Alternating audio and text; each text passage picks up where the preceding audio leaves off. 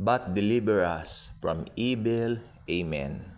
Again, iadya mo kami sa lahat ng masama. Ganyan po ba ang masama? Yung nakikita po ninyong yan sa screens po ninyo ay pelikula po yan, halaw sa pelikulang Barbie, no? Doon ko po kinuha yan. Na-screenshot ko lang po para ipakita po sa inyo yung anyo na kinatatakutan. Pero maniniwala po ba kayo na ang demonyo or si Satanas hindi po mag-aanyong ganyan? Actually, ang anyo po ni Satanas, magandang lalaki, magandang babae. No? Doon siya pumapasok. It's not about like that kind of horror tricks that these horror movies from the 70s are using para ma-implant sa isip ng mga tao during that time, mga manonood nga po na ganyan nga ang anyo ng Diablo, which is wrong. Actually, si Satanas po, si Satan, Lucifer, ang ibig sabihin nun, maningning na tala ng umaga. So, si Satanas po talaga hari ng pandidisib o panggugoyo. That's why, pag dumating na po yung tinatawag na tribulation, si Satanas na po ang mamumuno sa mundo sa kanyang puppet na si Antichrist. Okay? First 3.5 years, yung Antichrist muna, then mamamatay siya, and then, yung pagbangon nung Antikristong yon, tutulungan na siya ni Satanas. Tutulungan ni Satan yung Antikristo para i-fulfill ng unholy Trinity ang kanilang layunin sa mundong ibabaw. So, tingnan naman natin yung Our Father na tinuro ni Jesus. Yun po bang Our Father or Ama namin ay, ito po ba ay dapat po nating gayahin na pattern? Or should I say, i-recite. Hindi po. Ito po ay pattern lamang po ng pananalangin like Our Father in Heaven, holy be your name. Number 1, magpupuri ka kay Lord, no? Okay? Tapos, pangalawa, hallowed be the name, your kingdom come, thy will be done. Pagtanggap ng kalooban niya. Diba? Tapos, nandun yung bigyan mo kami ng aming kakanin. Ibig sabihin, humihingi ka ng you are declaring. Sa panahon natin ngayon, you are declaring na dahil anak tayo ng Diyos, mahal tayo ng Panginoon dahil sa ginawa ni Jesus, alam natin hindi tayo magkukulang sa mga pangangailangan natin sa bawat araw. Actually, this morning po I'm expecting something, some amount of money dun sa nangako po sa akin, no, na ganito, ganyan, pero hindi po dumating. So, nahiya naman po akong mag-message, but naniniwala ako sa kabutihan ng Panginoon darating yung pera bukas. Ipanalangin naman po ninyo sapagkat pagka ganyan po kasi may mga uncertainty, lalo na sa mga transaction, medyo hindi ako kalmado. Aminado po ako dyan. At doon tumitira si Satan, no? But you know what? Ang alam ko lang po, I have the peace of the Lord Jesus Christ. Nasaan po yung mga Biblia po ninyo? Ito po yung pinaka-main verse po natin ngayong umaga. Yes.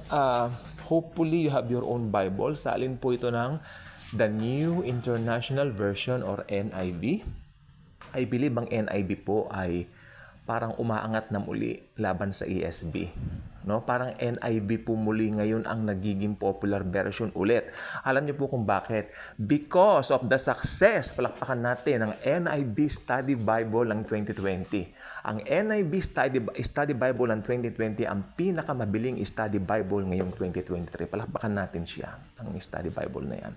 Okay? So, i-check niyo po yon. You really need to check out one. Kung may pera kayong marami naman, bilhin natin ng study Bibles. Mag-aral po tayo. Ang gandang Biblia.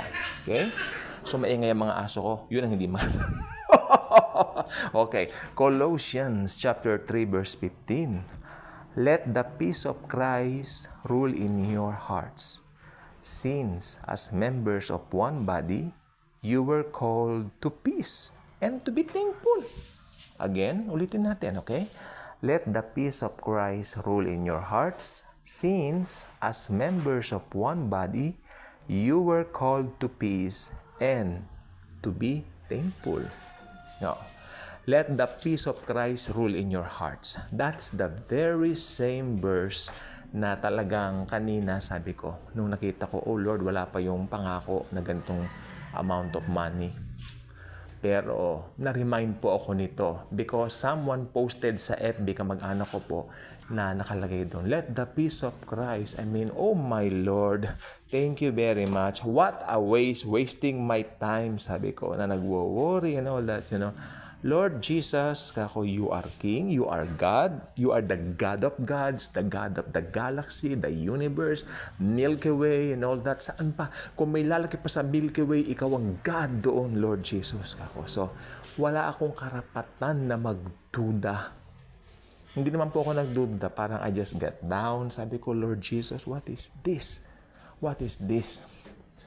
Minsan dumarating sa transaction ng mga ganyan, but let the peace of Jesus rule in your hearts. And maganda sa huli, be thankful. Kahit anong situations, be thankful. Okay? Hindi natin bibigyan si Satanas ng pagkakataong laruin tayo sa mga minds natin. Kaya yung mga ganyang nasa litratong ganyan, it's not the proper way to present the devil. Pinakita ko lang po yan parang Halloween trick. But it's not about, the real Satan na magkaganyang anyo. Hindi niya natakutin ng tao. Aatrakin niya ang tao. Alam niyo po ba yun? Satan won't scare people. He will attract people to himself. That's why yung Antikristo, I believe, is a good-looking guy. Probably around late 20s, no? Pero parallel kay Jesus, mga 30 siguro. 30 anyos. So, ganoon din kabata, no? Dahil pinaparallel nga niya si Jesus. Ang demonyo, si Satanas, tuso. Kung ano yung ginagawa ni Jesus, gagayahin ng Antikristo. Okay? Yun namang God the Father, parallel kay Satanas. Tapos, ipaparallel naman ng ipaparallel naman ng false prophet yung Holy Spirit, God the Holy Spirit, di ba? So, ayan po. Unholy Trinity. Merong Holy Trinity and then meron ding Unholy Trinity. Pandideceive ng Diablo. At paano nakakapandeceive o nakapandadaya si Satanas sa mga believers? Through our minds, through our isip. No? So, i-guard natin ang ating mga isipan sapagkat dyan pwedeng makapasok si taning. Okay? Ito lang po ang gusto ko pong sabihin. No weapon formed against us shall prosper. Dahil what? 1 John 4:4. Greater is He who resides in you than he who resides in the world. Kaya kung hindi ka pa nakasubscribe dito, mag-subscribe ka na.